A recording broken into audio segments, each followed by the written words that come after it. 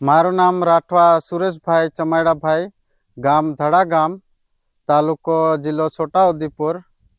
અને હમો છેલ્લા 3 થી 4 વર્ષથી હમો પ્રાકૃતિક ખેતી કરજે છે.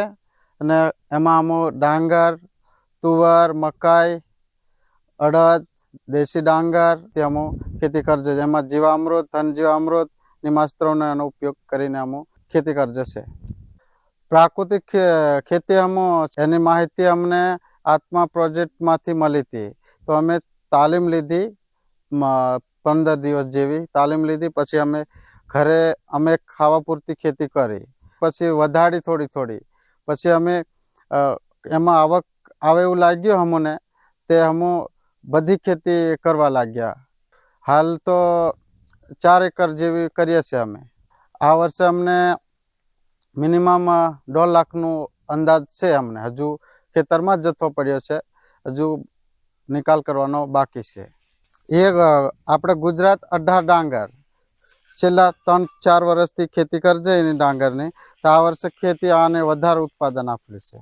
પહેલાં અમે બીજા અમૃતથી અને માવજાત કરી, પછી અમે પાછું ઉછેર છોડનો વિકાસ સારો થયો એટલે પછી રોપ્યા બાદ પછી એનો જીવામૃત, ધનજીવામૃત બધું એમાં અમે ટાઈમે ડેલી પાવતા હતા. એટલે એમાંથી અમને ઉત્પાદન સારું મળે છે. અને તેથી અમને ખેતીમાં 1 લાખથી 1.5 લાખનો આવક થાય છે. એ અમે પહેલાં બાપ દાદા કરતેલા નથી, દેશી બિયારણની ડાંગર લાલ ચોખા, એ અમારા બાપ દાદા પહેલેથી સાચવી રાખેલું. એ બિયારો હજુ બી આજ સુધી અમુક કરજે. એ બી અમુક પ્રાકૃતિક ખેતી જ કરજે.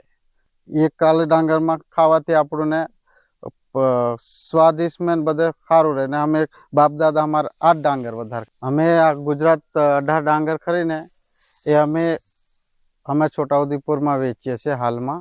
અને લાલ ડાંગર ખરીને અમુક ઘર ખાવા લીધે મેકી દે છે.